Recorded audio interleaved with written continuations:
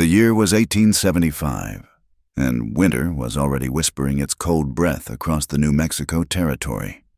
The wind, sharp with the promise of frost, swept grit across the high red plateau, carrying the thin, lonely cry of a distant coyote.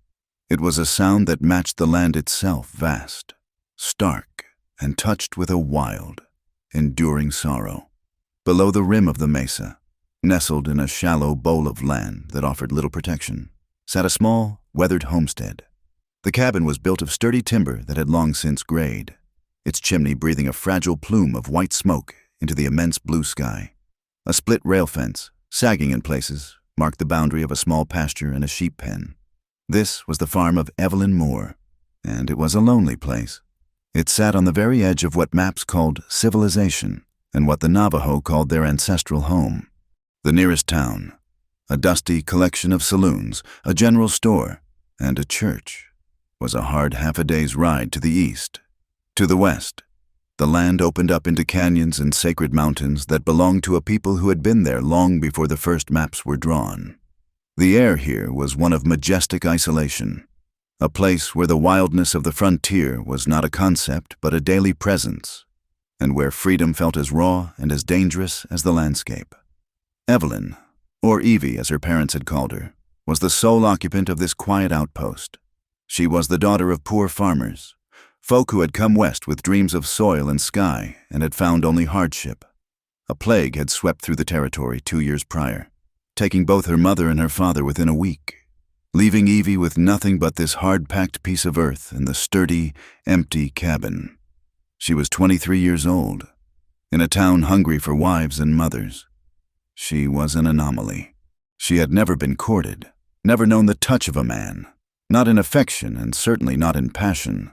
The townfolk, when they spoke of her at all, called her the eccentric spinster, or, more cruelly among the men at the bar, the lonely virgin of the canyon. She was a curiosity, a woman who did a man's work, kept her own counsel, and steadfastly refused to marry. Evie's goal was simple, yet it was the hardest goal a woman alone could have: to keep her land, to keep her freedom, and to keep her dignity. She would not be forced into a marriage for protection, nor would she sell the one thing her parents had died for, but the pressure was constant. The small society of the town did not know what to do with her. Whispers followed her when she rode in for supplies. It was not proper. The women said over their sewing, for a young woman to live so far out, all by herself. It was an invitation to trouble, to ruin. The trouble had a name: Samuel Briggs. Briggs was the wealthiest rancher in the county, a man whose ambition was as wide and relentless as the sky. His great herds of cattle were already overgrazing the public lands, and he wanted more. He wanted Evie's land, not for the meager grass it offered, but for the secret it held. A secret Evie's father had found just before he died: a strong, deep aquifer, a vein of living water that ran unseen beneath her dry pasture. In this land, water was not just life, it was power. It was gold. Briggs had made offers, all of them polite, all of them laced with steel. He sent his regards, he sent condolences for her loss, and he sent his foreman with papers to sign. When she refused, the town's pressure became heavier. The whispers became advice, then warnings. "You must marry, Miss Moore," the pastor had told her, his hands steepled. "Or sell your land and find proper work. The hotel needs a new waitress. A lone woman attracts the wrong kind of attention." The conflict was clear. Her choices were to be swallowed by marriage, to be erased by selling, or to be diminished by working in town, serving whiskey to the very men who gossiped about her. Evie had chosen none of them.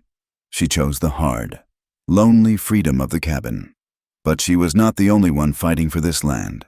Farther west, in the heart of the Daintah, the Navajo land, a man named Tahan Yazi watched the sun rise. He was a man of perhaps 28 or 30 years, a warrior and a scout for his people. He moved with the silent grace of a hunter, his body lean and hard from a life lived outdoors.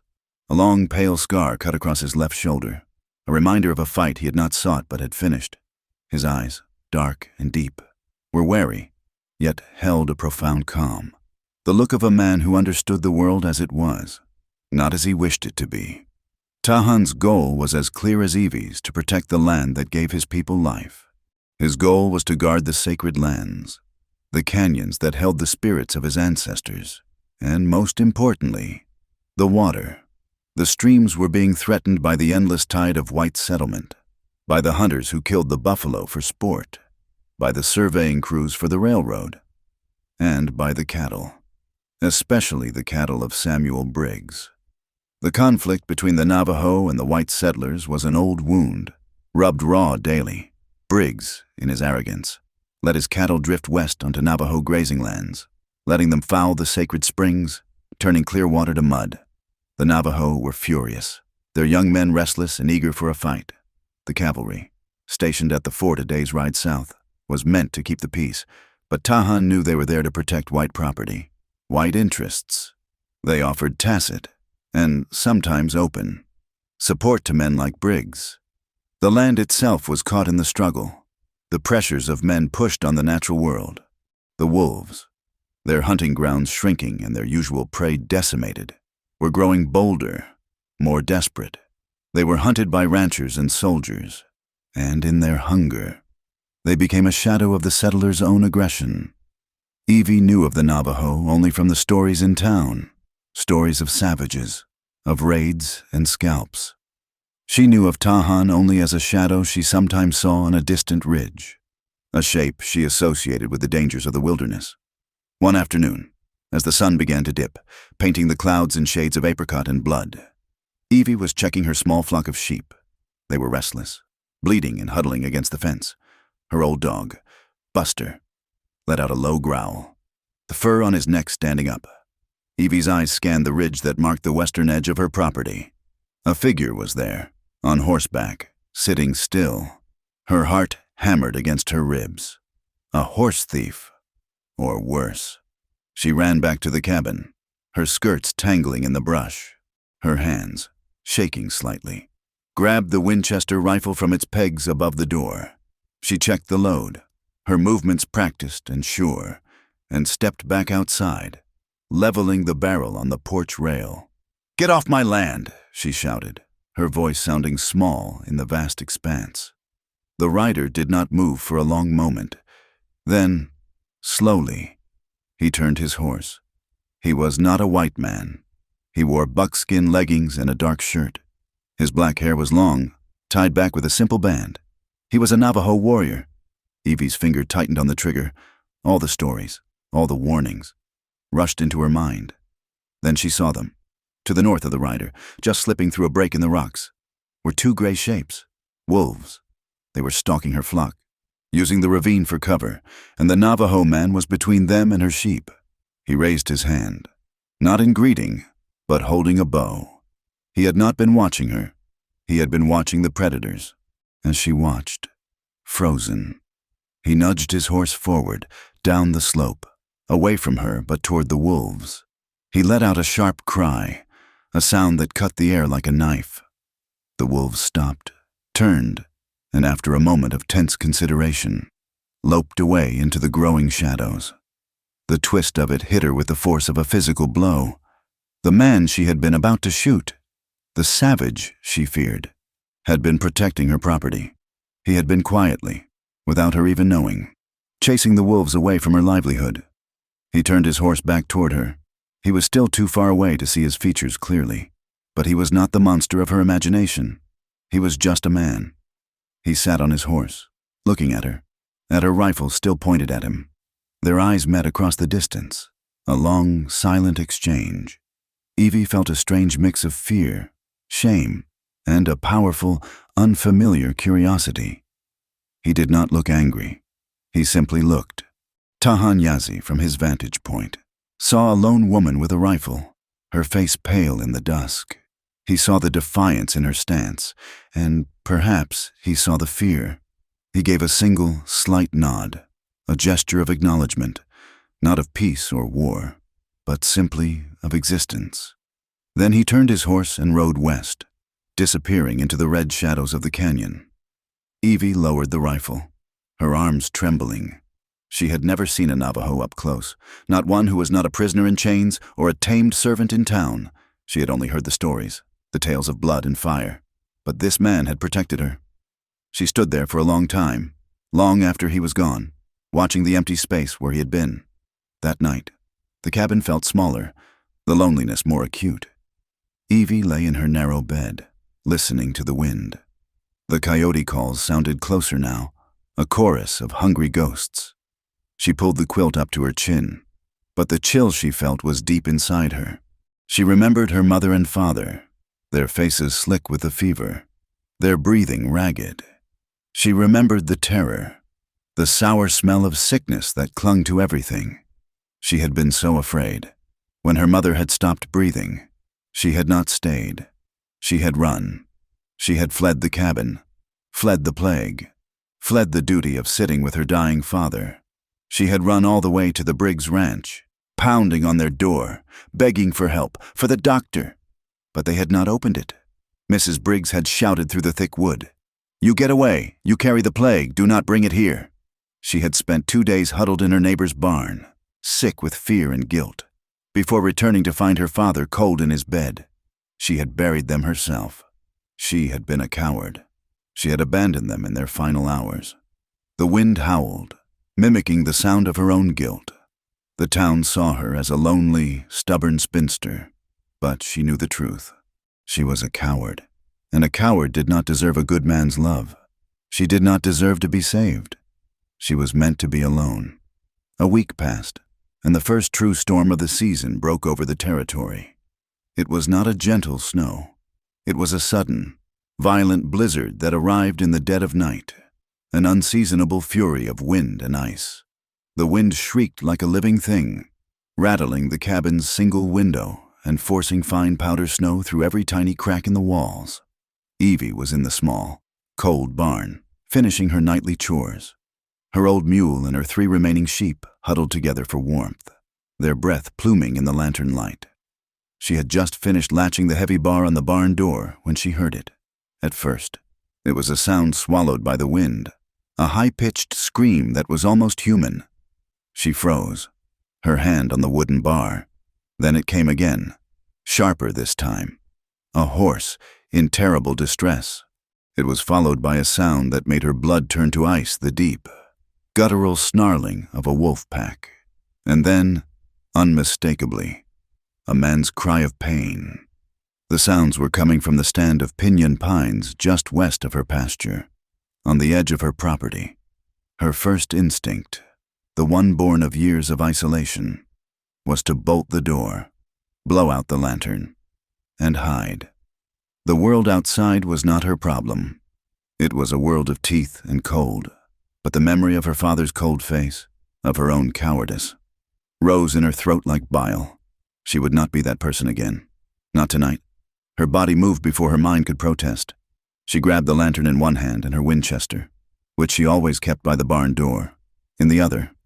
She unbarred the door and plunged into the white chaos. The wind tore the breath from her lungs and nearly extinguished the lantern. Snow blinded her, a swirling vortex of white and black. "Hello!" she screamed, her voice ripped away by the gale. "Who is there?" She heard the wolves, a chorus of snarls and yelps, punctuated by the terrible, frantic sound of a horse thrashing. She ran toward the noise, slipping and falling on the icy ground, the lantern swinging wildly, casting monstrous shadows. She broke through the line of trees and stopped. The scene before her was a nightmare. A horse, its dark coat covered in snow and blood, lay on its side, its legs kicking weakly. A large gray wolf was at its throat. 2 others were tearing at its flank, and just feet away, half buried in a snowdrift, was a man. It was Tahanyazi, the Navajo warrior. He was on his back, trying to push himself up with one arm, a long knife in his other hand. A massive wolf, the pack leader, was circling him, its teeth bared, as Evie watched, frozen in horror. The wolf lunged. Tahan twisted, but the beast's jaws clamped down on his thigh, shaking its head, tearing fabric and flesh. He cried out again, a sound of pure agony. That sound broke Evie's paralysis. She did not think, she acted. She raised the Winchester high and fired a shot into the black, swirling sky.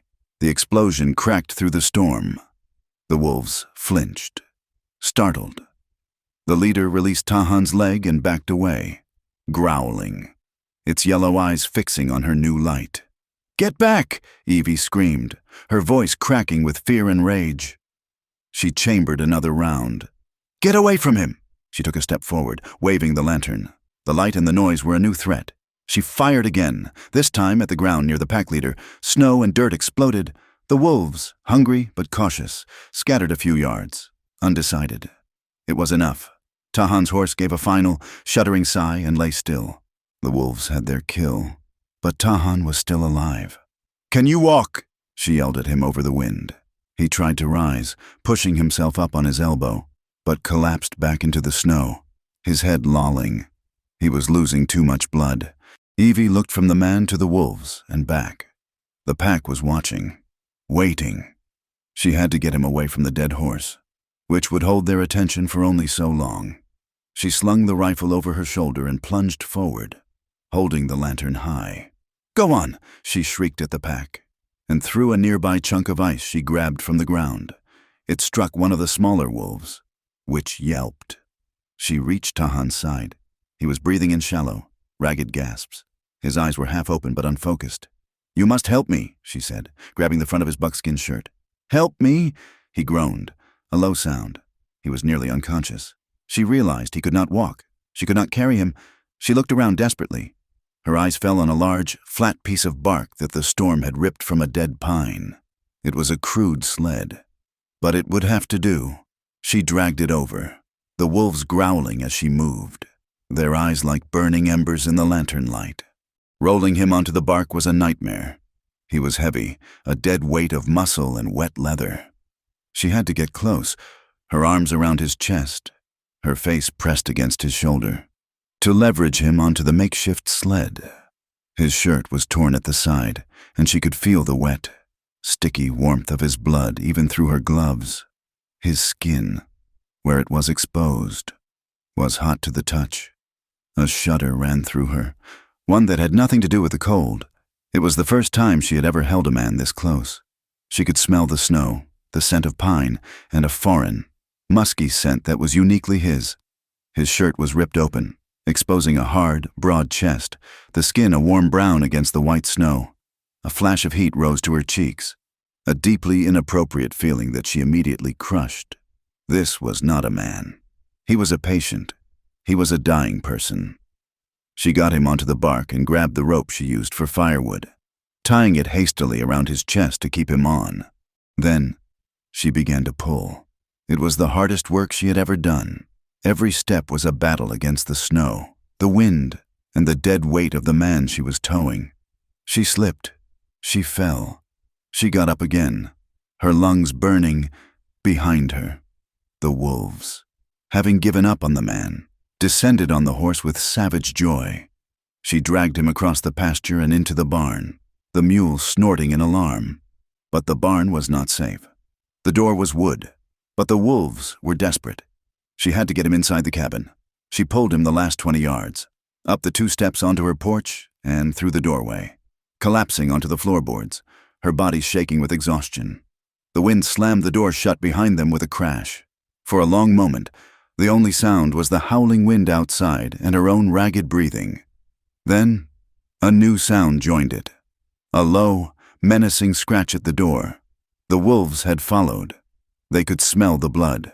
Evie scrambled to her feet and shoved the heavy iron bolt into place. She grabbed the fireplace poker and jammed it under the door handle as an extra brace. Only then did she turn back to the man she had dragged into her home. He lay on the rag rug, snow melting in pools around him, his dark hair matted with blood and ice. He was muttering, his voice low and thick. The words were not English, they were Navajo. Then his eyes fluttered open, finding her. "Water," he whispered, his voice a dry rasp. Then he lapsed back into unconsciousness. He was burning with fever. His wet clothes were freezing to him. Evie knew she had to get them off and had to see the wounds. Her hands trembled as she reached for the laces of his buckskin shirt. She felt like she was violating some profound taboo. She was an unmarried woman, alone, undressing a man, an Indian man at that. The town, the pastor, her own mother's memory. All screamed at her, but the man was dying. "Forgive me," she whispered, as much to herself as to him. She worked with quick, impersonal movements. She pulled the wet, bloody shirt off his shoulders, revealing the scar she had seen from a distance, and another, fresher gash on his ribs that was bleeding sluggishly. His leggings were a greater challenge. The wolf bite on his thigh had torn the leather, but it was impossible to remove the leggings without causing him more agony. She ran to her sewing basket, grabbed her sharpest shears, and returned to his side. Taking a deep breath, she cut the buckskin from his hip to his knee, exposing the wound. It was bad. A deep, ragged tear that showed the muscle beneath. The cold had slowed the bleeding, but now, in the warmth of the cabin, it was beginning to flow again. She ran to the stove, stoked the fire, and put a kettle on. She tore strips from one of her old petticoats, the cleanest linen she had. She grabbed the bottle of whiskey her father had kept for medicinal purposes. She knelt beside him. "This will hurt," she said, though she knew he likely could not hear her. She poured the raw alcohol onto the open wound on his leg and then his side. Tahan's body arched off the floor with a choked scream. His eyes flew open, wide and wild, but they did not see her. He yelled in Navajo, a string of harsh, desperate words, before falling back, unconscious. Evie's hands were shaking so hard she could barely tie the bandages. She cleaned the blood from his skin, her touch as gentle as she could make it. His skin was hot, feverish, but so smooth. She could feel the hard muscles of his chest and abdomen beneath her fingers. She was acutely aware of his body, of his maleness, in a way that was both terrifying and deeply compelling. She was saving his life, but she felt a warmth in her own core, a thrum of awareness that she had never experienced. She finished the bandaging, her face burning. She covered him with every blanket she owned, piling them high. She sat back on her heels, exhausted, and finally, truly, looked at him. He was younger than she had thought, his features strong and noble, even in delirium. As the night wore on, he began to talk, his voice a low, fevered rumble. He spoke of sacred ground, of water that gave life. He spoke of fire, of soldiers in blue coats dragging women and children from their homes. He cried out a name. "Hastin!" he shouted, his hand gripping the blanket. "My brother! They have killed the water! He died in the water!" Evie sat, her blood cold, listening to the fragments of his nightmare. He spoke of an oath, a promise to protect the land, to never let the water be taken. He was not just a random warrior. He was a guardian. The scratching at the door had not stopped. It grew more insistent. A heavy body slammed against the wood, making the cabin shudder. The wolves knew he was inside. They were mad with the scent of blood and the promise of an easy meal. Evie's brief sense of safety vanished. She was trapped in her cabin with a wounded man and a pack of hungry wolves determined to get in. She grabbed her rifle. She could not shoot them all, but she could not let them in. She went to the window, peering through a small crack in the frost. Yellow eyes stared back at her from the darkness. She pulled the rifle through the small shooting port her father had built into the wall, a common feature in these remote homes, and fired into the dark. A sharp yelp, and the eyes vanished, but they returned, at the door, at the window, their shadows passing back and forth. Evie knew she could not sleep. She rebuilt the fire until it was roaring, a blazing wall of light and heat. She sat in the one chair, her rifle across her lap, watching the door, and listening to the delirious whispers of the Navajo warrior and the hungry growls of the wolves. The lonely virgin was in a fight for her life, and his, armed with a rifle, a fireplace, and a will that was. She was discovering, far stronger than the town or she had ever believed. The sun was a pale, welcome smear in the eastern sky when the howling finally receded. Evie, aching in every bone, went to the window. The wolves were gone, retreated to their dens with the coming of the light. The storm had passed, leaving the world blanketed in a pristine, terrible white. She turned to Tahan. He was still, his breathing shallow. The fever was worse. His skin was flushed, and the blankets were soaked with his sweat. She checked his wounds. The bandages were clean. The bleeding had stopped, but the flesh around the bite was red and swollen.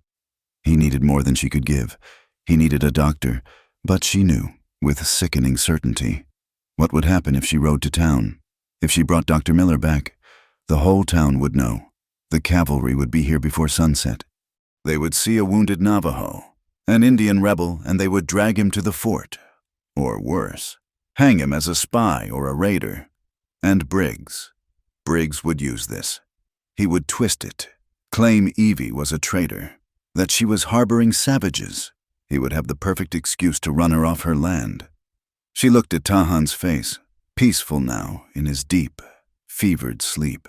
He was the man who had protected her sheep. He was a man who had lost his brother protecting his home. He was a man, not a savage. Her decision was made in that quiet, cold dawn. It was a terrible risk, a gamble against the law, against her neighbors, against everything she had been taught. But it was the only choice her new, fragile courage would allow. She would hide him. She would heal him herself. Or she would watch him die here, in her home, as a man, not as a prisoner. She began to organize his few belongings, which she had dropped by the door. His knife, a small leather pouch, and a quiver of arrows. She needed to hide them. She opened the leather pouch. Inside was not ammunition or trinkets. It was a map, a crude, beautiful map, drawn on a treated piece of deerskin. It showed the canyons, the ridges, and the mesas. And it showed a line, drawn in charcoal, a line that started deep in the Navajo mountains, snaked under the high plateau, and ended, unmistakably, with a small circle, a symbol for a spring, right where her cabin stood. Evie's hand flew to her mouth. This was not just a map. It was a map of the aquifer, the one her father had found, the one Samuel Briggs was trying to steal. She stared at the drawing, the truth of her situation falling on her with the weight of the snowdrifts outside. This man, Tahan Yazzie, had not just been scouting. He had been protecting this water source, the very lifeblood of his people. She was not on the verge of the conflict. She was, quite literally, sitting on top of it. Her land, her water, was the sole thing that both Briggs and Tahan's tribe needed to survive. And she, the lonely virgin, was now caught, irrevocably, in the middle, for 3 days. Tahan was lost in the fever. Evie did not sleep. She sat by his cot, her rifle always within reach, and forced sips of willow bark tea and thin broth between his cracked lips. The cabin was a small, tense world, filled with the sounds of his delirious whispers and her own quiet, fearful movements. She kept the fire blazing, as much to ward off the memory of the wolves as the deep, penetrating cold. On the 4th morning, she woke from a fitful doze in her chair to find him watching her. His eyes were clear. The fever had broken. The silence in the cabin was thick, heavier than the blankets she had piled on him. He was a man, and he was an Indian, and he was in her bedroom. She was a white woman, alone, and she had hidden him. The air crackled with unspoken laws, all of them broken. "The wolves are gone," she said, her voice sounding strange and loud. She stood, smoothing her apron, her hands suddenly clumsy. "You have been here for 3 nights." Tahan Yazzie said nothing. He simply watched her, his expression unreadable. He tried to sit up, but a sharp intake of breath and the tightening of his jaw showed him the price of the movement. He fell back against the pillows, his body rigid with pain, and she saw a deep, burning frustration. "You must be still," she said, her tone more medical than she felt. "You were badly wounded, your leg and your side." He looked at the clean bandages, then back at her. "Why?" His voice was a low, rough rasp, but the single word was clear. Why? Why had she saved him? Why had she not let the wolves finish him, or turned him over to the soldiers? She did not have an answer that would make sense. "You were hurt," she said, as if that explained everything. "I am fetching you broth." The first days of his recovery were a trial of awkwardness. She cooked, she cleaned, she brought him food. She took the empty bowl away. Their dialogue was limited to the necessities. "Eat this. The fire needs wood. I must change the bandages." That was the worst of it. Twice a day. She had to unwrap the linen from his thigh and his ribs, clean the wounds with her father's whiskey, and reapply the poultice of herbs she had dried. Her hands, calloused from farm work, felt huge and clumsy on his skin. She tried to be a doctor, to see him as just flesh and bone, but her body was a traitor. She was acutely aware of the hard muscle under her fingers, the warmth of his skin, the dark hair that covered his chest. She kept her eyes fixed on the wounds, but she could feel the heat rising in her own face. He, too, was uncomfortable. He lay stiff and silent as she worked, his jaw clenched, his eyes fixed on the ceiling. She was a white woman. To his people, her people were the source of disease, of broken treaties, of death. To be so weak, so dependent, in the hands of one, was a profound humiliation. He did not want to be a burden. More than that, he did not want to bring his war to her door. He knew what a white woman faced for even speaking to a Navajo, let alone hiding one. As he healed, the silence began to fill with words. At first, he sat by the fire, wrapped in one of her father's old blankets, and simply watched the flames. Then, one evening, he began to speak. He did not speak of his own pain, but of his people's. He told her of the land his ancestors had farmed for 1,000 years, of the canyons that held their spirits. He spoke of the soldiers who had come, the long walk, the years of exile in a flat, barren land far to the east, a place that killed their children and their spirit. He told her how they had been allowed to return, only to find their best lands taken, their springs fenced off. "The newspapers call us raiders," he said, his voice low, his gaze fixed on the fire. "When we hunt to feed our children, they call it stealing. When we defend our water, they call it war." Evie listened, her sewing idle in her lap. She was hearing, for the first time, the other side of the stories that men like Briggs told in the saloon. The Indian raids were not motiveless savagery. They were the desperate acts of a people being strangled. "My brother, Hasteen, he was not a raider," Tahan said, his voice growing tighter. "He was a farmer. He tried to stop the soldiers from breaking a dam, one that watered his corn. They shot him." He turned his dark eyes to her. "They shot him for trying to save his corn. The water was sacred. It was our life." The truth, Evie was learning, had many aspects, and the history she knew, the one written by the victors, was full of terrible omissions. His honesty, his vulnerability, unlocked her own. The cabin grew quiet. The only sound was the pop of the fire and the sigh of the wind outside. It was her turn. "My parents," she began, her voice small. "They died of the fever, 2 years ago, in this cabin." She told him everything, the smell of the sickness, the terror, the moment she had realized her mother was gone, and then, the worst of it. "I ran," she whispered, the words tasting like ash. "I left him. My father was still alive, and I ran. I ran to the Briggs Ranch, begging for help, for the doctor. They would not open the door. They were afraid of the fever. I hid in their barn, like a criminal. When I came back, 2 days later he was gone. He had died all alone." She had not cried about this to another living soul. Now, the tears slid hot down her cheeks, dripping onto her hands.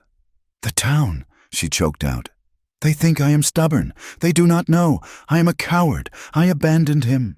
She waited for the judgment, the pity, the words of comfort that would ring hollow. Tahan was silent for a long time.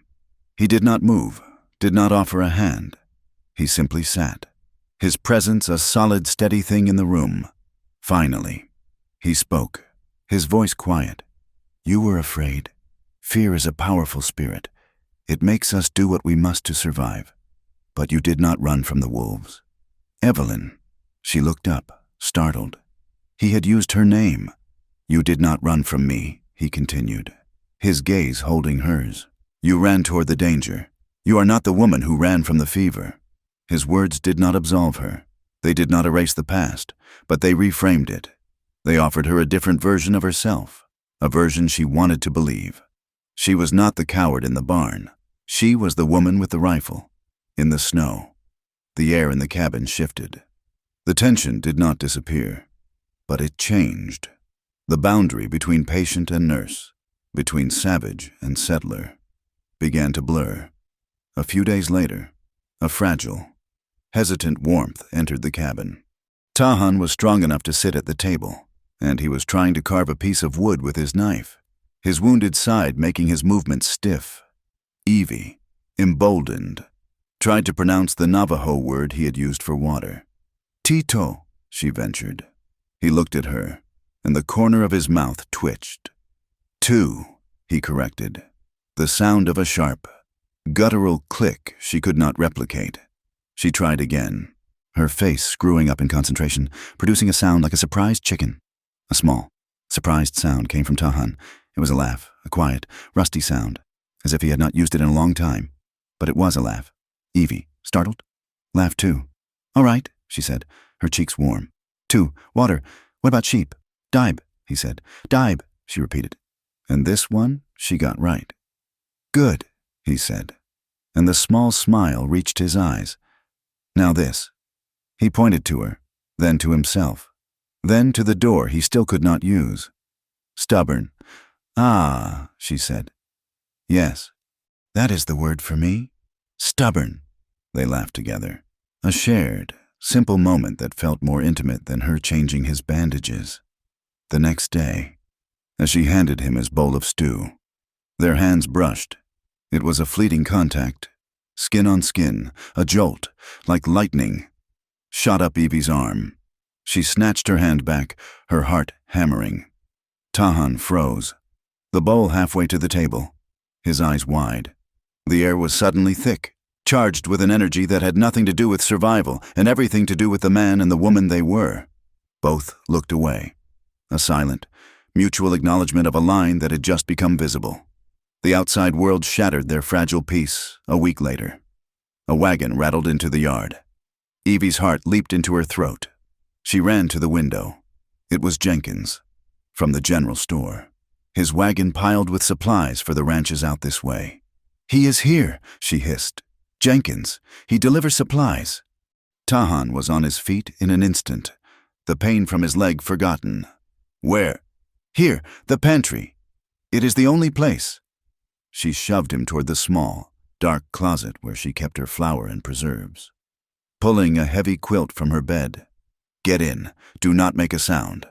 He slipped inside, and she threw the quilt over the door, hiding him, before running to open the cabin door, trying to look annoyed at the interruption. "Mr. Jenkins," she said, forcing her voice to be steady. "Miss Moore." Jenkins was a thin, weasel-like man, his eyes too close together. He tipped his hat, but his gaze was already past her, scanning the inside of her cabin. "Haven't seen you in town for a spell. Thought I would just check. See if you needed anything. Flour coffee?" "No, thank you. I am fine," Evie said, standing firm in the doorway.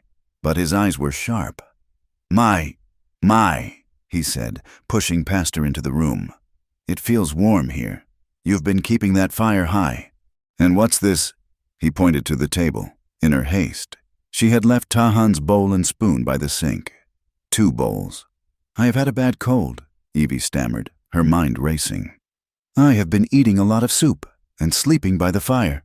Jenkins's thin lips curved into a smile that held no warmth. "A bad cold. Is that so?" His eyes roamed the room.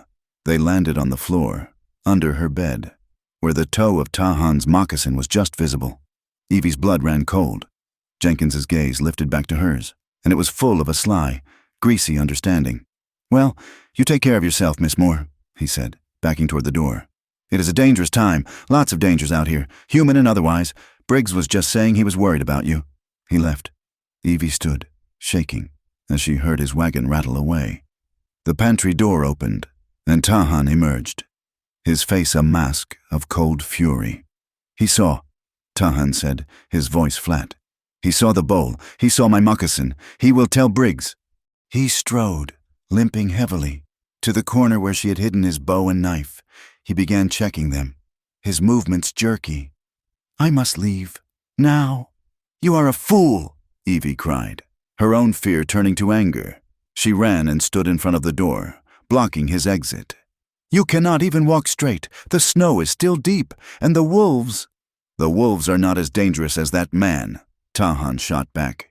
"He will bring Briggs. Briggs will bring the soldiers. They will find me here, and what do you think they will do to you? This is my fight, not yours." And what am I supposed to do? She yelled, her control finally snapping. Let you walk out there to die, so can I be safe, so I can be alone again. It is better than being hanged as a traitor, he roared, grabbing her shoulders. They will destroy you for helping me. The force of his words, his touch, broke something in her. All the fear, all the guilt, all the loneliness of the past years boiled over. And you think I care? She screamed, shoving at his chest. Do you think I care what those hypocrites in town say about me? I will not.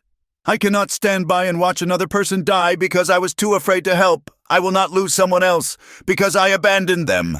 She was sobbing, her fists beating uselessly against him. The words, her deepest, darkest secret, hung in the air between them. He stopped, his hands still on her shoulders, his anger gone, replaced by a stunned silence. He was not just a burden to her. He was her chance, her penance. He was. She realized, with a chill, the one thing she was not willing to let go of. He stared at her, truly seeing the terror and the desperate resolve in her eyes. He understood. This was not just about him. It was about her father. It was about the woman she was trying to be. Slowly, his hands loosened on her shoulders. He did not let go, but his grip softened, from anger to something else. Something that felt almost like an embrace. He stayed. A few days later, the air was still thick with unspoken things, but the dynamic had changed. He was stronger. He insisted on helping. Together, they went out to repair the section of fence the wolves had tested. As they worked, Tahan spoke. The pack is still hungry, he said, pointing to the tracks in the mud. See the large one, the leader, walks with a limp. Your shot. He showed her how to read the story in the snow, how to tell a lone scout from the full pack. He took a few green pine boughs and started a small, smoky fire near the sheep pen. This, he said, will keep them away. The smoke, they do not like it. It is better than a bullet. The wolf is not evil. Evelyn, he's just hungry. She watched him, the smoke stinging her eyes, and nodded. She was learning to see the world, the wolves, and the man beside her. Not as good or evil, but as they were, back in town, in the smoke-filled saloon.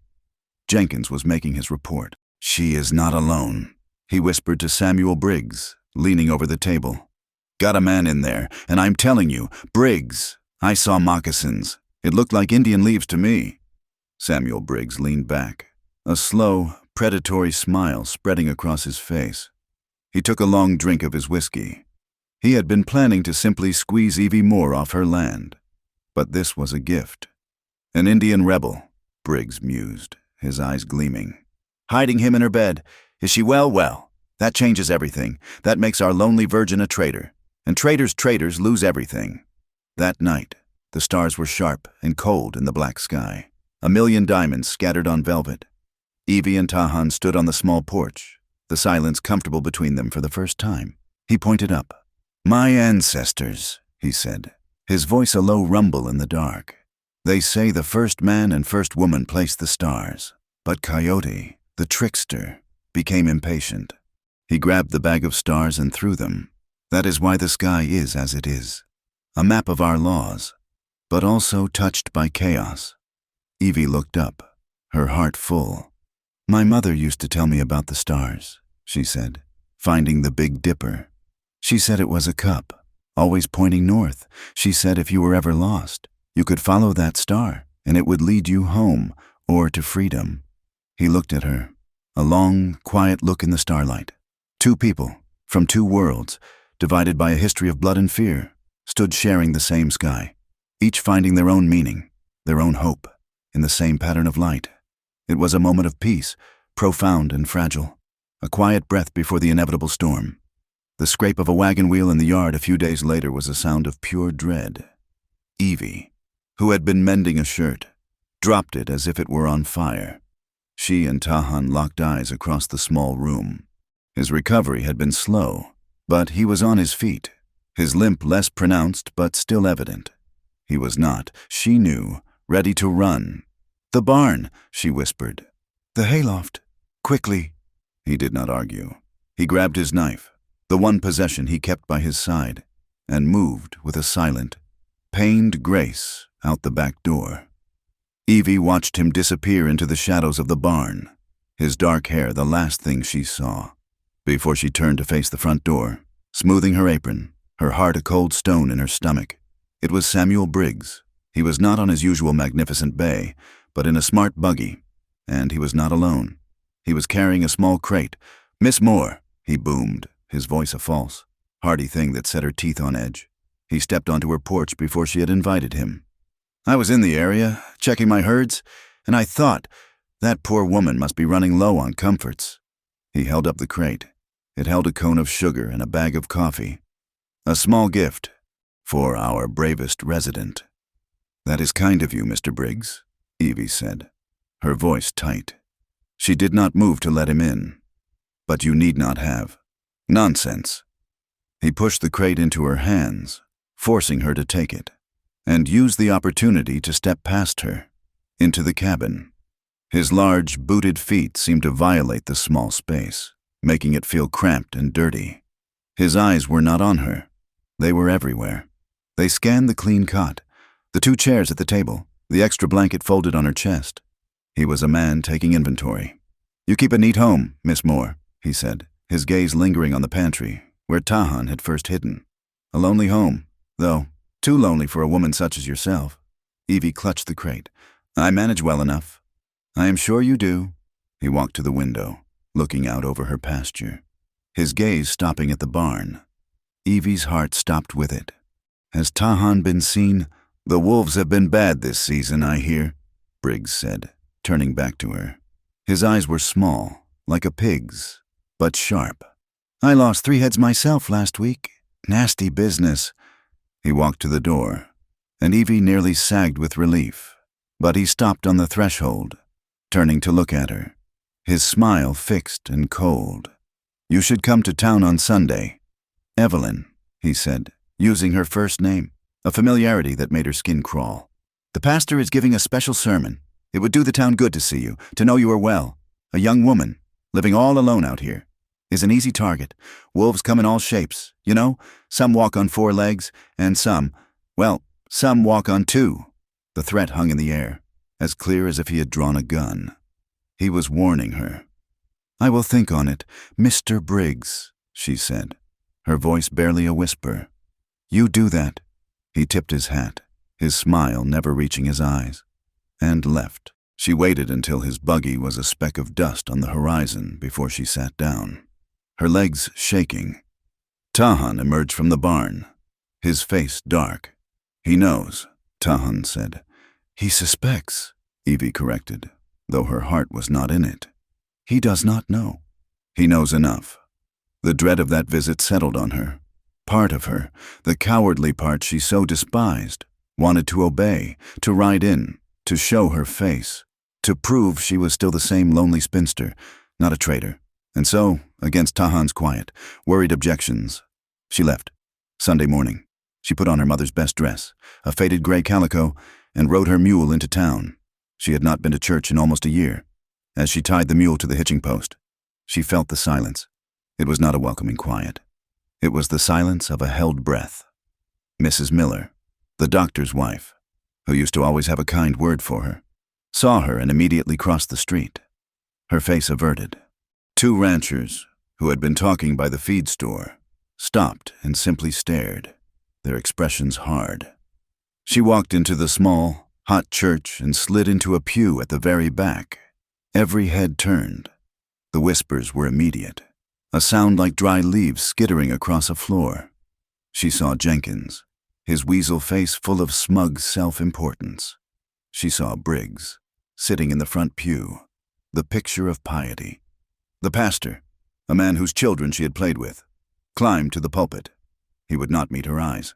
"Today," he began, his voice booming in the small space, "we speak of corruption. We speak of the sanctity of our homes, our people, our blood. The good book is clear. What fellowship hath light with darkness? What communion hath a believer with an infidel?" It was not a sermon. It was an accusation. He spoke of unclean relationships, of tainted houses, of those who would bring the savage serpent into our Eden. With every word, Evie felt the stares, the judgment. pressing down on her like a physical weight. No one looked at her directly, but everyone was looking. She was in darkness. She was an infidel. She sat, her back straight, her hands clasped so tightly in her lap her knuckles were white.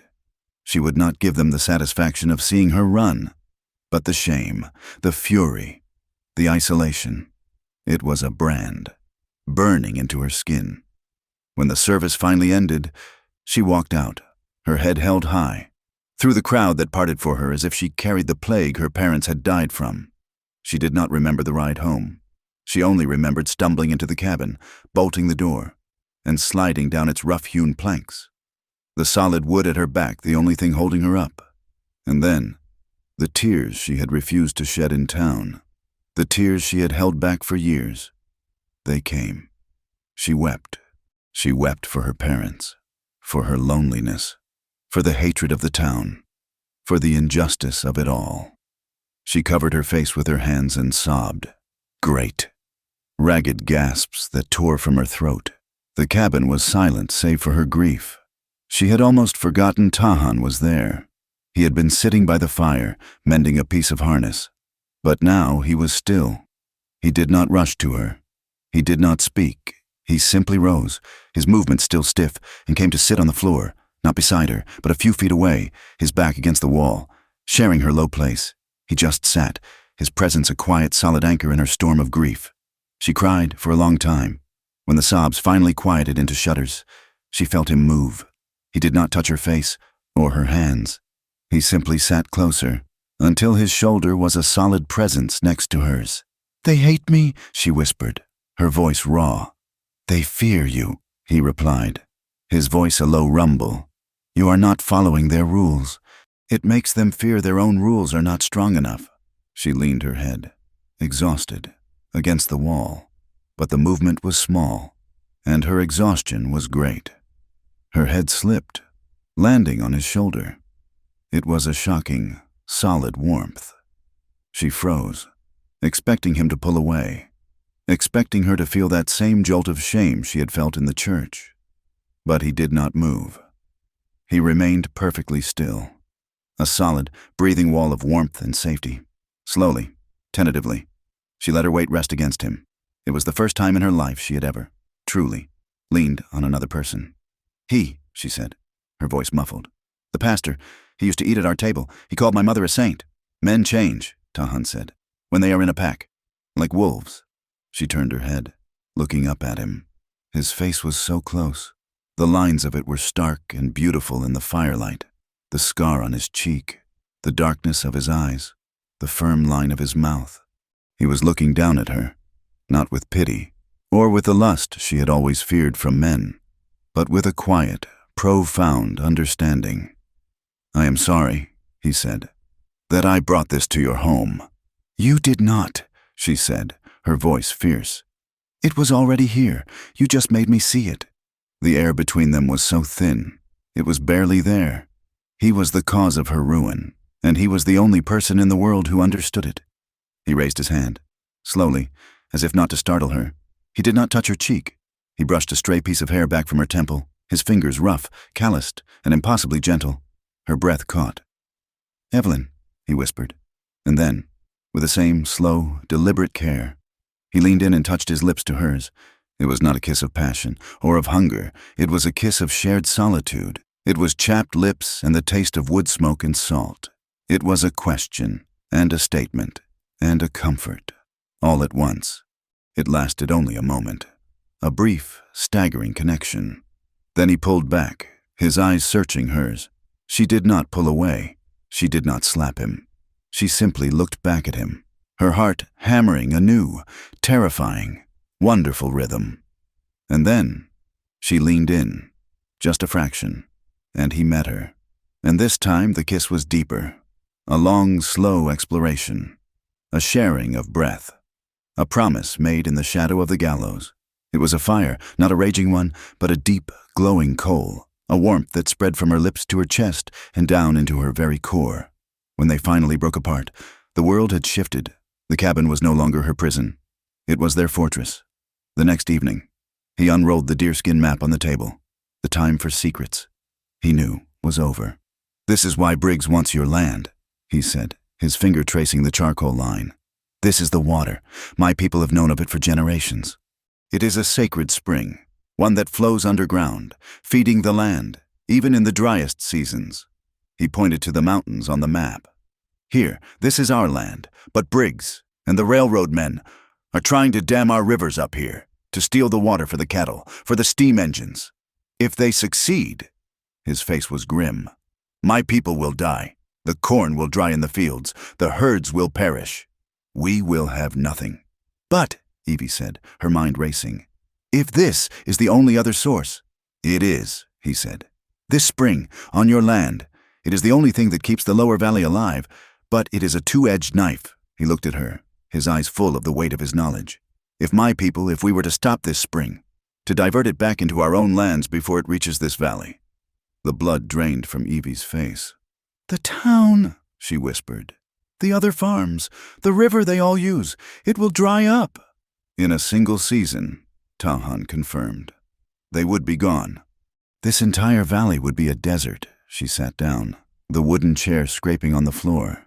"So I am standing. I am sitting on the one thing that both sides need to live, and the one thing both sides would use to kill the other." "You are," he said. "You are the center of the war, Evelyn, whether you wanted to be or not." She looked at the map, at the cabin, at him. This was bigger than her loneliness. This was about survival. For everyone. "What do we do?" she asked. "There is a man," Tahan said. "A soldier, a sergeant. I've seen him. He's not like the others. He does not have the yellow fever for gold, or the hatred in his eyes. He listens. He is at the fort." "You want to talk to the army?" Evie was horrified. "I want to talk to him," Tahan corrected. "If you could go, as a white woman, if you could ask to speak to Sergeant Davis, and tell him there is a way to make peace, a treaty, not for land, but for water, a sharing. If he would meet with my elders, he would arrest me," she said. "He might," Tahan admitted. "Or he might be the one man who is tired of the killing." It was a desperate, insane plan, but it was the only one they had. "I will do it," she said.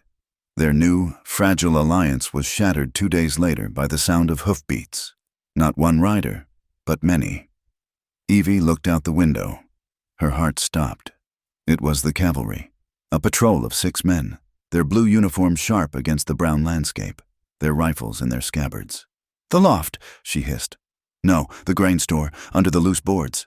Tahan did not hesitate. He was gone, melting into the shadows of the barn. Evie walked out onto the porch, her hands visibly trembling, her heart trying to beat its way out of her chest. A young sergeant, his face clean-shaven and serious, dismounted. It was the man Tahan had described. "Sergeant Davis." "Ma'am," he said, touching his hat. "Apologies for the intrusion. We're on patrol." "Sergeant," Evie said, nodding, praying her voice was steady. "We are looking for information, ma'am," he said, and he looked uncomfortable. "There was a killing, a railroad man, over by the new spur line. Killed. Scalped." "Scalped," Evie repeated, her stomach twisting. "Yes, ma'am." He pulled a piece of paper from his tunic. "We have reported rumors, you understand, of a war party in this area. We are looking for their leader." He unfolded the paper. It was a crude drawing, a wanted poster. It described a tall Navajo man, long hair, wearing a dark buckskin shirt, with a prominent scar on his left shoulder. It was Tahan. "Have you seen anyone like that, ma'am?" the sergeant asked, his eyes kind, but also sharp, observant. "We were told we heard rumors that someone might be hiding out in these hills." The lie was hot and bitter on her tongue. "No," she said. "No one. I have seen no one." The sergeant looked at her for a long, uncomfortable moment. His gaze drifted past her, to the cabin, to the barn. "You live out here all alone, Miss Moore. It is admirable, but it is dangerous. If you see or hear anything, you will let us know." "Of course, Sergeant," she whispered. He paused, one foot in his stirrup. "Strange thing," he said, almost to himself. The man was scalped, but the tracks around the body, they were from boot heels, worn down, just like a cowboy's. Not moccasins. He looked at her. a silent question in his eyes. "I would not know about such things." "Sergeant," Evie said. He nodded, his face unreadable. "No, ma'am, I suppose not. Good day." He mounted, and the patrol rode away. Evie stood there until they were gone, and then she ran. Her skirts hiked up. To the barn, she pulled back the boards. Tahan was there, his face a mask of stone. He had heard everything. That night, the argument she had been dreading finally came. He was packing his few things into a small bundle, his knife, the map, a small bag of corn she had given him. "You are leaving," she stated. It was not a question. "I must," he said, his back to her. "He described me. Evelyn. That poster. It was me." "It is a lie," she cried. "Briggs. It has to be Briggs. The boots. The sergeant saw the boots." "It does not matter if it is a lie," Tahan said, turning to her, his face full of a terrible, cold resolve. "It is the lie they will use. They will come back, not the sergeant, but the others, the ones who follow Briggs. They will come back, and they will find me, and they will hang you for helping me. So you will just run. You will leave me here to face them," she demanded, her fear making her cruel. "I will leave you here to be safe," he roared, his hands clenching. "What do you think will happen when they find me? Do you think they will listen to you? They will drag you into town, call you an Indian lover, and let the mob have you. I will not be the man who does that to you." "And you think I am so weak?" she shouted back, tears of pure rage stinging her eyes. "You think I am just a girl who needs protecting? After all this, I stood up to the wolves. I stood up in the town. I am not that person who ran from the fever anymore, and I will not let you be the one who makes me a coward again." He stared at her, stunned by her fury. "This is not about being a coward. Evelyn, this is about being smart. This is about living." "No," she said, stepping close to him, jabbing a finger at his chest. "This is about us. You think I'm afraid of them. I'm afraid of this, of you walking out that door and getting shot in the back, of me staying here, alone, forever, knowing I let you go. I love you, you fool." The words were out. They hung in the air, terrible and beautiful. His anger, his resolve, all of it crumbled. He reached out, his hand touching her cheek, his thumb tracing the path of a tear. "Do not," he whispered, his voice breaking. "Do not say that. It only makes it harder." "Good," she whispered back, leaning into his touch. "It should be hard. Staying alive should be hard. It means we are fighting." He pulled her to him, his arms wrapping around her in a desperate, clinging embrace. He buried his face in her hair, and she could feel him shaking. "They will kill us," he breathed into her neck. "Then they will kill us," she said, her arms around his waist, holding on as if she could hold him back from the world. "But they will not make us run." They stood like that for a long time, a tiny island of defiance in a world that wanted them dead. Later, long after the moon had risen, they stood on the porch, reconciled, their argument replaced by a grim, shared determination. They looked out over the valley. In the distance, they could see a dark mass, Briggs cattle, huddled together, and on the ridge, just beyond them, a few pairs of yellow eyes, glowing in the dark. The wolves, they were stalking the herd. "Soy kongak," Tahan said, his voice quiet, his arm still around her waist. "They are just hungry." He looked toward the lights of the town, barely visible, and then toward the darkness of Briggs's ranch. "Man," he said, "when he is hungry for power, it is far more dangerous." A cold wind blew down from the mountains, and Evie shivered. A storm was coming. A much bigger storm. The summons arrived on a Tuesday, carried by the young son of the blacksmith.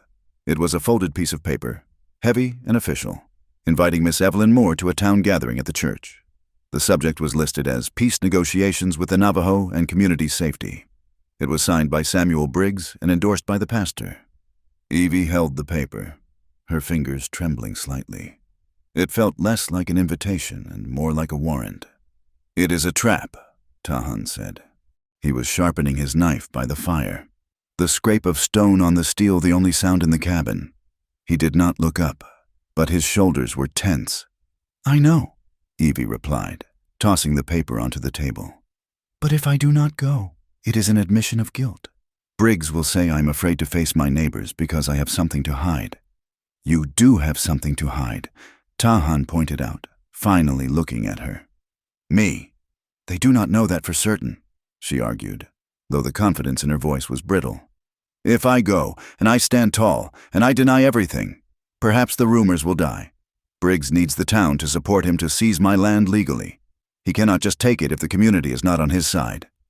Tahan stood and walked to the window, peering out at the gray, snow-choked pasture. I will go with you. No, Evie cried. That is exactly what he wants. If you are seen, I will not be seen, Tahan said, his voice calm and final. I will be in the shadows. I will be the wolf in the trees. If Briggs tries to harm you, he will find that the lonely virgin is not so unprotected. The ride to town was cold and silent. The sky was a flat, bruising purple, promising more snow. Evie rode her mule, her back straight, her heart hammering a frantic rhythm against her ribs. She felt eyes on her from the moment she passed the town limits. The usually bustling street was quiet. People were already gathering at the church when she walked through the heavy oak doors. The heat of the room hit her like a physical blow. It smelled of wet wool, tobacco, and fear. The entire town seemed to be there. Men stood along the back walls, arms crossed. Women sat in the pews, whispering behind their hands. In the front row, a detachment of cavalry soldiers sat stiffly, their blue uniforms bright against the drab wood. Samuel Briggs stood at the pulpit, where the pastor usually preached.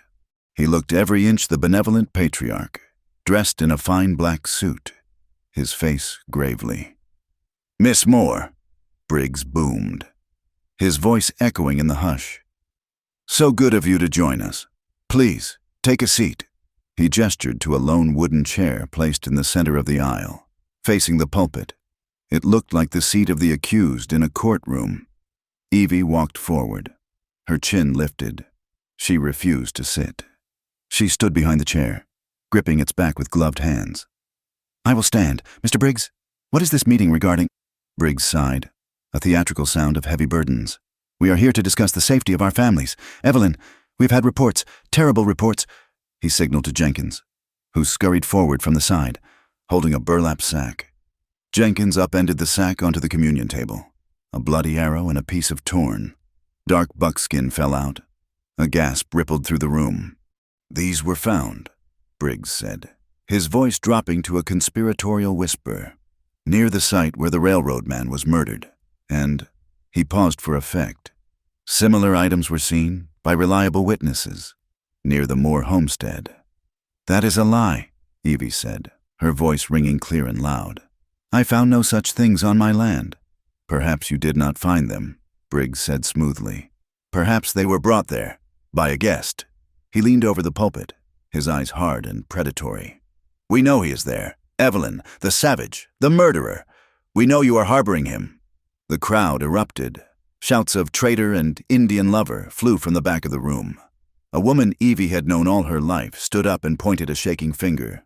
My husband says you have been buying double rations. Who are you feeding? Evie Moore. Evie felt the room closing in on her. It was not a meeting. It was a lynching in the making. She looked at the pastor, begging for intervention. But the old man stared at his boots.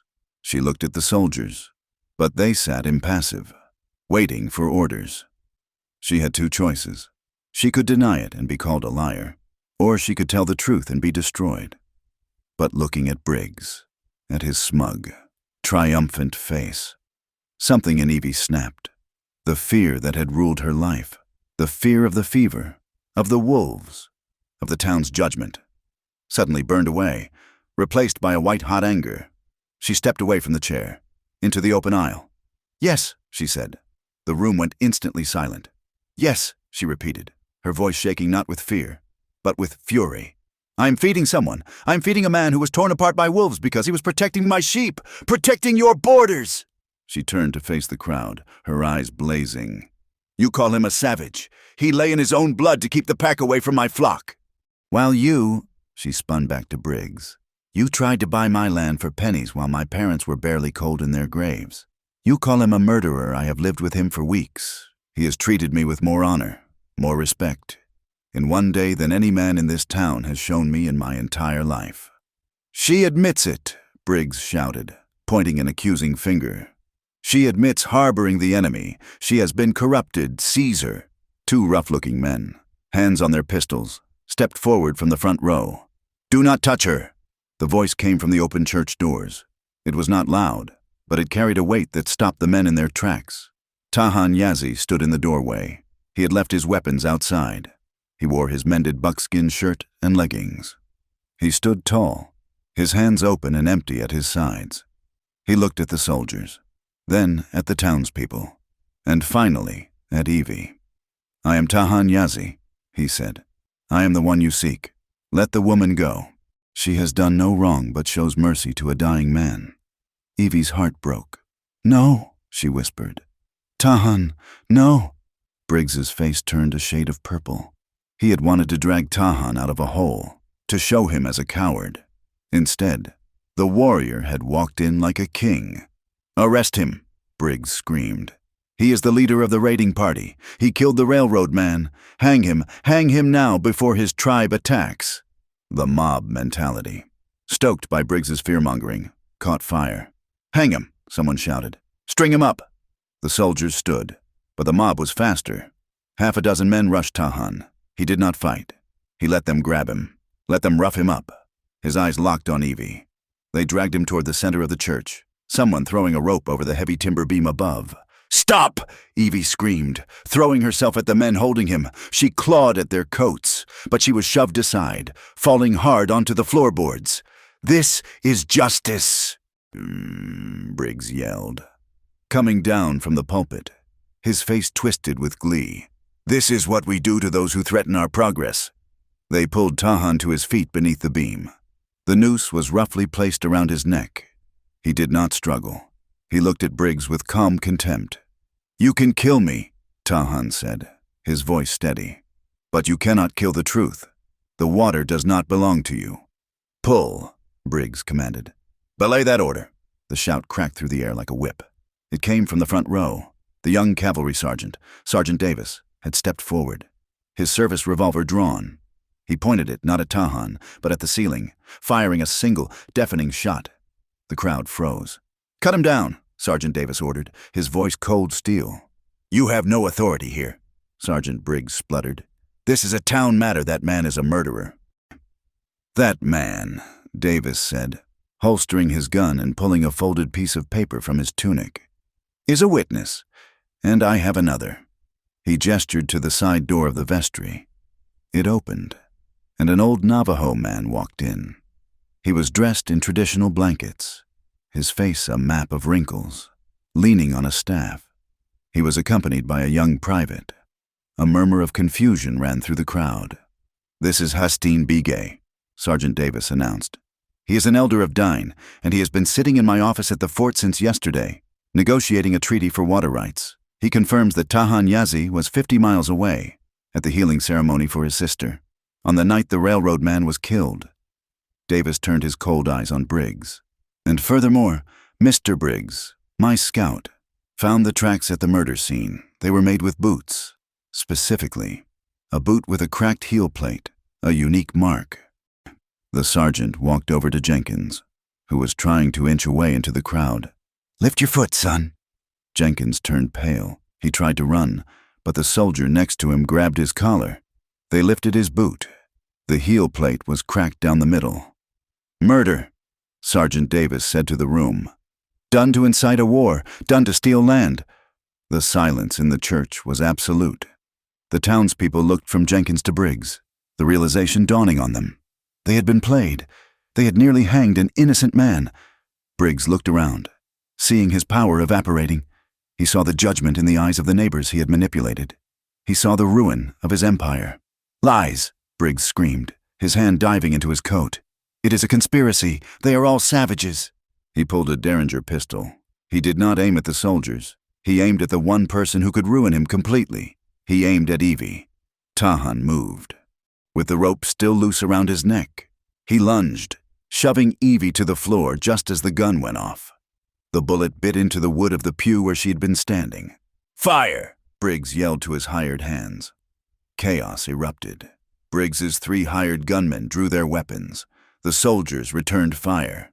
The townspeople screamed, diving under pews, scrambling for the exits. The church filled with the deafening roar of gunshots and the acrid smoke of black powder. Tahan ripped the noose from his neck. He grabbed Evie, shielding her body with his own as glass shattered above them. "We must get out," he yelled over the din. They crawled toward the side door, bullets chewing up the floorboards around them. They burst out into the cold evening air, coughing. But the violence inside had summoned something else. From the surrounding woods, drawn by the smell of blood, the noise, and the frenzy, came the wolves. Not just 2 or 3, a massive pack, driven mad by the harsh winter and the scent of death. They poured into the town square, gray shadows moving with terrifying speed. Horses tethered at the rails screamed and reared, breaking their lines. A wolf leaped onto a fleeing gunman, tearing at his throat. Another dragged down a woman's skirts. It was the baker's wife before a soldier shot the beast. The fight had turned into a 4-way battle, the soldiers against Briggs's men, everyone against the wolves, and the wolves against anything that moved. "Get to the wagon," Tahan yelled. He spotted a buckboard with spooked horses near the water trough. Briggs stumbled out of the church doors, clutching a bag of money he had seemingly grabbed from the vestry box. He saw Tahan and Evie. His face was a mask of insanity. He raised his pistol again. "You will not take it," he screamed. "It is mine! The water is mine!" He fired. The bullet struck Tahan in the shoulder, spinning him around. Tahan fell to the snow. "Tahan!" Evie shrieked. She scrambled in the snow, grabbing a dropped pistol from a fallen gunman. She raised it, aiming at Briggs with shaking hands. But she did not need to fire. Briggs's shout and the gunshot had drawn the attention of the pack leader, a massive, scarred timber wolf. It came from the side, a blur of gray and teeth. It hit Briggs with the force of a falling boulder. Briggs shrieked, a sound that cut through the gunfire as he went down under the weight of the beast. The bag of money burst open, gold coins scattering into the bloody snow, useless and cold. Other wolves joined the alpha. Briggs's screams were cut short. Nature had claimed its due. The man who had tried to consume the land was now being consumed by it.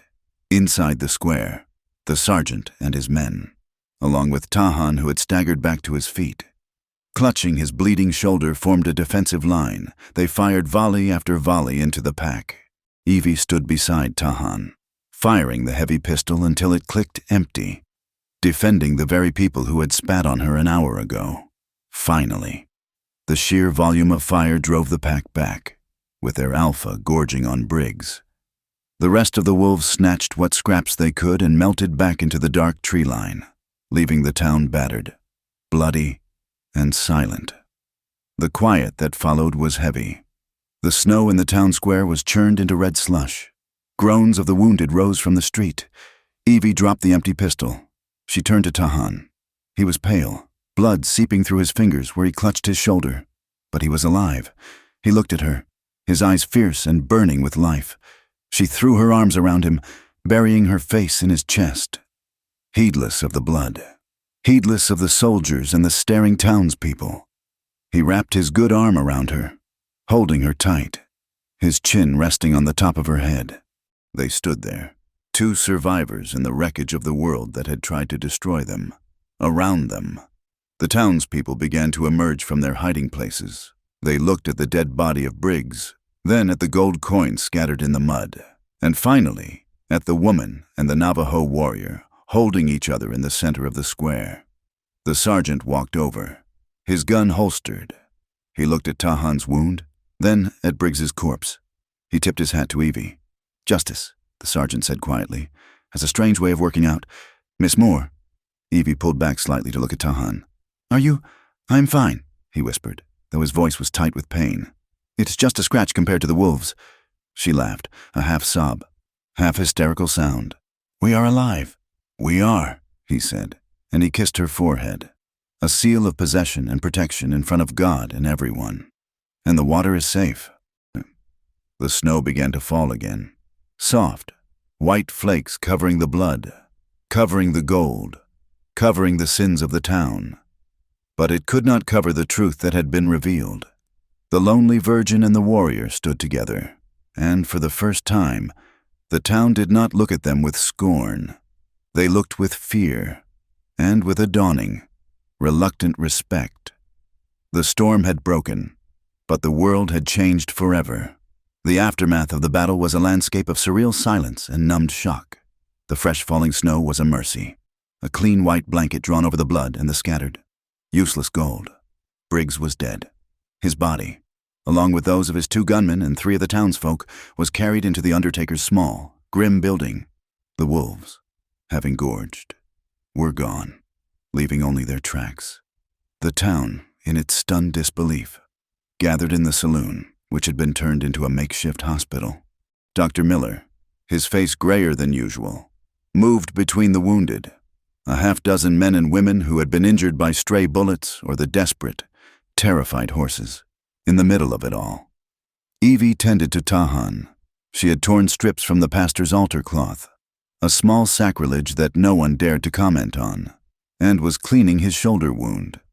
She did it right there in the church, in front of everyone. The time for hiding was over. The bullet had gone clean through the muscle, a painful but not a mortal wound. He sat on the edge of a pew, his face pale and set against the pain, watching her as she worked, his eyes saying everything his voice did not. The townspeople watched them too. They stood in small, quiet groups, their faces a mixture of shame, confusion, and a new, bewildering respect. The woman they had called a traitor had stood her ground, and the man they had called a savage had been the first to defend their children when the wolves attacked. Sergeant Davis, his duty done for the moment, stood by the door, a weary, satisfied look on his face. The question of what next hung heavy in the smoky air. Tahan was innocent of murder. Yes, but he was still a Navajo. Evie was innocent of being a traitor. Yes, but she had still taken him in. Nothing was simple. A heavy carriage, the official transport of the fort commander, rolled into town the next morning. A man with a gray mustache and silver eagles on his collar stepped out. Major Harrison, the man in charge, had come to see the mess for himself. He strode into the saloon, his gaze sweeping over the wounded, the shells shocked townspeople, and his own young sergeant. He had been a friend of Samuel Briggs. He had believed the man's reports. Now, he was faced with a very different story. He convened a meeting in that same saloon. The smell of whiskey and old blood thick in the air. "Sergeant Davis," he said, his voice a low bark. "Report." Sergeant Davis stood tall. He laid out the facts, his voice clear and unwavering. He spoke of the boot tracks, of Jenkins's confession the man had babbled the whole plot as soon as he was in irons, and of the testimony of the Navajo elder, Hastine Begay.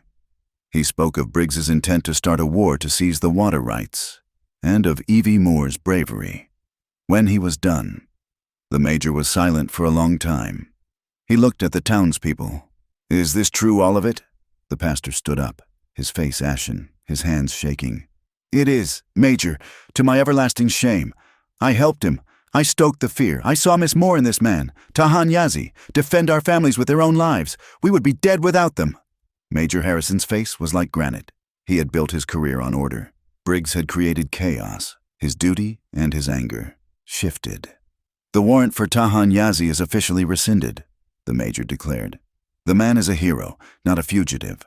And as for the matter of the water," he looked at Sergeant Davis, "get the elder, and get Tahan, and get Miss Moore. This dispute ends today." The negotiation took place at a long trestle table in the town's small courthouse. It was a strange, historic gathering. On one side sat Major Harrison and Sergeant Davis, representing the United States Army. On the other sat Hastine Begay, the elder, and Tahan, his arm in a fresh sling. And in the middle, at the head of the table, sat Evelyn Moore. The town was represented by the pastor and the blacksmith, 2 men who now looked at Evie with open humility. The major was blunt. "The railroad needs water. The town needs water. The Navajo need water. Mr. Briggs is dead because he believed he could own it all. We are not going to make his mistake." Hastine Begay spoke, his voice dry like the desert wind. Tahan translating. He spoke of the ancient compact, of how the water was a gift, not a property. He spoke of the broken dams and the stolen herds. The pastor, his voice thick with guilt, offered reparations, land from the church holdings, a share of the town's cattle. But Evie saw the impasse. It was still about his water and my water. She stood. The room went quiet. "The aquifer," she said, her voice clear and strong, "is on my land. My father found it. The map Tahan carried confirms it. It is the heart of the valley." The major looked at her, his eyes narrowing. "Then you, Miss Moore, are now the wealthiest and most powerful person in this territory." "No," Evie said. "I am just the woman who lives there." She looked at the major, then at Hastine Begay. "I will not sell my land. Not to the railroad, not to the army, not to anyone." A muttering broke out. "But I will not keep the water," she continued, her voice rising above the noise. "My land and my farm will be a neutral zone. The water will be shared. A new well will be dug, managed by a council.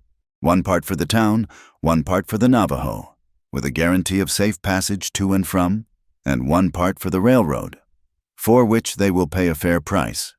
"A price?" the major asked. "Yes," Evie said, her eyes flashing. "A price, to be paid into a joint fund, to be used to rebuild what was destroyed, to buy new herds for Tahan's people, to build a proper school in this town. The water is life. It should not be a reason for war. It should be the price of peace." She looked at every face at the table. "That is my condition. My land is not for sale, but the water is for everyone, or it is for no one." The room was silent. Hastine Begay looked at Tahan, and then at Evie, and a slow, deep smile spread across his ancient face. He nodded. "The woman speaks with the wisdom of the earth," he said. The major, a pragmatist, saw the brilliance of the solution. It avoided a war, it secured the railroad's needs, and it made him a peacemaker. He held out his hand to the elder. "We have a treaty, sir." The town had to face itself. That next Sunday, the pastor stood at his pulpit and delivered the bravest sermon of his life. He did not speak of infidels or serpents. He spoke of his own arrogance, his own sin of judgment. He publicly asked for Evelyn Moore's forgiveness. "We were so afraid of a savage in our midst," he said, his voice breaking, "that we did not see the true savage, the greed, that lived in our own hearts. We condemned a woman for her compassion, when it was that very compassion that saved us. May God, and may she, forgive us." The town was split. Some, like Jenkins' family, spat on the ground when Evie passed. They muttered about her, about the new treaty. Old hatreds died hard. But Mrs. Miller, the doctor's wife, whose young son Tahan had pulled from the path of a stampeding horse, brought Evie a warm loaf of bread. The blacksmith offered to repair her fence, for free.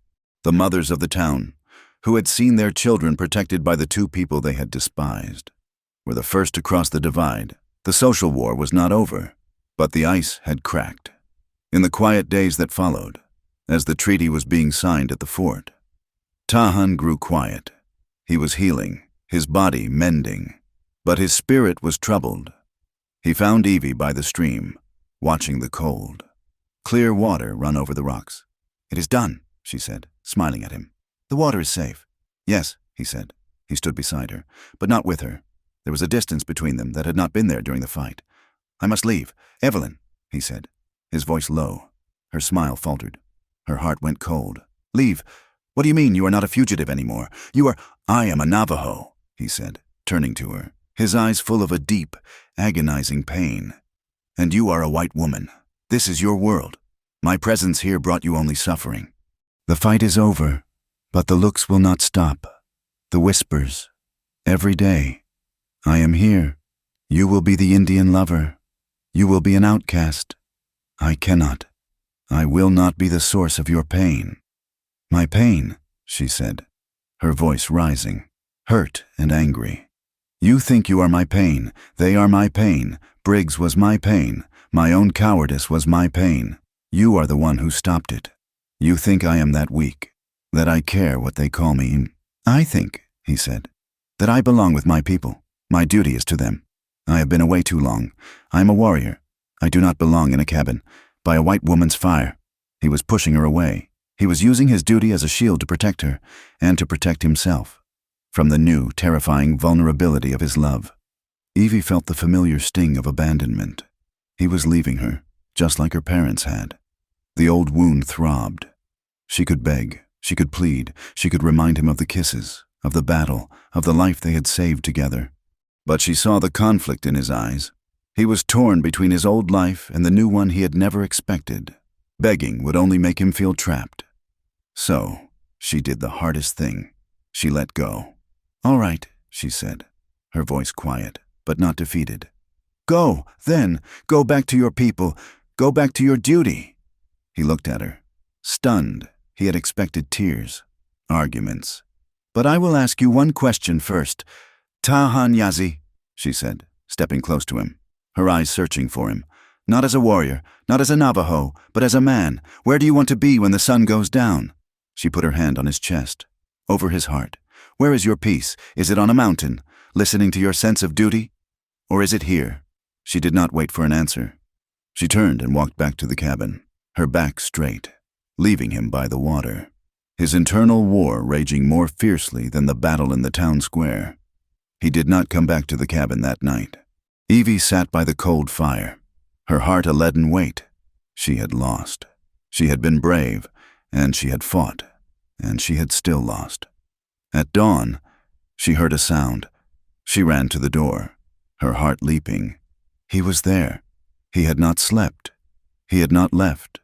He was standing by the gate, his horse saddled, but he was not on it. He was just watching the sunrise paint her small cabin in shades of rose and gold. He walked toward her. He did not speak. He reached into a pouch at his belt and pulled something out. It was not a ring. It was a bracelet, hammered from silver, inlaid with a single blue piece of turquoise. "My people," he said, his voice rough, "have a story about the first man who was lonely, and he was given a wife, pulled from the earth, called Changing Woman. She was the water, she was the corn, she was the life." He took her hand. "You are not Changing Woman. Evelyn, you are Evelyn. You are the tree by the water, the one who did not break, the one who keeps the fire." He slipped the heavy, cold bracelet onto her wrist. It felt like a promise. I cannot be a white man," he said, his voice thick. "And you cannot be a Navajo woman. But I do not think it matters. My peace is not with the tribe. My peace is with you." He looked into her eyes, and the lonely virgin of the canyon, the girl who had believed she was too cowardly for love, saw herself reflected, not as a symbol, not as a landowner, but as a woman, chosen and cherished. "Will you?" he asked, his voice shaking for the first time. "Marry me, not just in your church, but in our way. Will you join your fire with mine?" She did not need to speak. She rose on her toes, her hands cupping his face, and pulled him down for a kiss that tasted of salt and wood smoke, and a future that was as wild and as promising as the land itself. Their decision was, as expected, a shock to both communities. Some of Tahan's people, including his uncle, were worried. "She is a white woman," Hastine Bigay said, not unkindly. "Her people's promises are written on the wind." "She is not her people," Tahan replied. "She is her own." The town, too, was divided. The news that Miss Moore was marrying the Indian was the juiciest, most scandalous piece of gossip in a year. Some, like the pastor, offered their blessing with genuine warmth. Others, like the Jenkins family, saw it as the final proof of her betrayal. But they were a minority now. The bridge, fragile as it was, had been built. In the weeks that followed, they began to prepare. The cabin, her lonely fortress, was transformed. Tahan, with his good arm, helped her repair the porch. They patched the roof. They did not just shore it up against the world. They began to build a house. Evie planted flowers by the well, small, hardy purple blooms that could survive the cold. The war was over.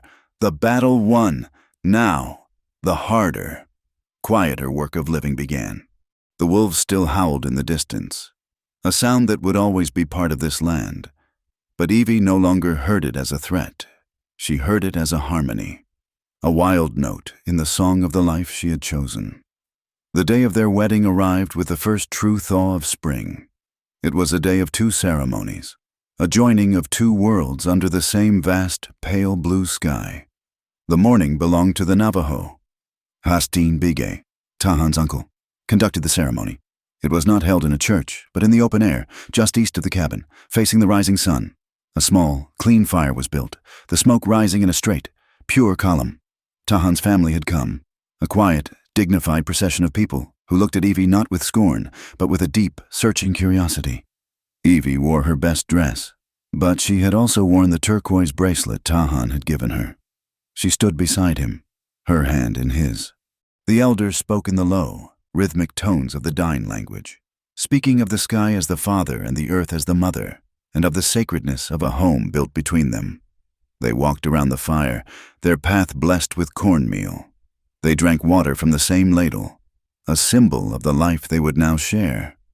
Tahan looked at her, his eyes dark and full of a love so profound it was almost painful to see. The afternoon belonged to the town. The pastor, his face etched with a new, true humility, arrived in his buggy. He brought with him a small, brave contingent from the town Sergeant Davis, his blue uniform pressed, Dr. Miller and his wife, who carried a freshly baked pie, the blacksmith and his family. They gathered on the newly repaired porch. Tahan wore his buckskins, a sign of respect for his own people. Evie stood beside him, a woman of two worlds. The pastor opened his Bible, but his sermon was short, and he did not speak of heathens or sin. He spoke of grace. "We stand here," he said, his voice thick, "at a home built by courage. We are witness not to the joining of two people, but to the mending of a world." He looked at Evie, his eyes full. "Evelyn Moore Yazzie and Tahan Yazzie, what God has seen fit to join, let no man, no law, and no prejudice put asunder." When he said the name, Evelyn Moore Yazzie, a quiet shock went through the small crowd. She was not just Evie. She was not just Mrs. Yazzie. She had kept her parents' name, and she had taken his. She had refused to be erased. She had chosen. The town, which had spent so long trying to define her by her loneliness or her supposed sin, had lost its power. She was no longer the lonely virgin. She was the woman who had built the bridge. In the months and years that followed, the cabin on the aquifer became the bridge the pastor had spoken of. It was no longer a fortress of isolation, but a crossroads. The new well, dug with money from the railroad fund and labor from both the town and the Navajo, became a place of commerce and peace. Navajo families, traveling to trade, would stop at the well, watering their horses and leaving gifts of dried meat or intricately woven blankets on Evie's porch. Evie, in turn, would trade them flour, sugar, and news. The ranchers and townsfolk, their fear replaced by a grudging reliance, also came. They stopped for water, or to buy Evie's wool, or sometimes to ask for help. "Mr. Yazzie," the blacksmith said one afternoon, his hat in his hands. "My boy. He wandered off. 3 hours ago. We cannot find his trail." Tahan, who had been mending a harness, simply nodded. He picked up his bow, looked at the sky, and set off at a steady pace, the blacksmith running to keep up. He found the boy an hour later, asleep in a shallow ravine, unharmed. The cabin was no longer lonely. It was the busiest, safest place in the entire valley. One night, 2 years after their wedding, Evie and Tahan stood on the porch. The cabin was quiet. The day's trading was done. The air was cool and smelled of pine. They were not alone.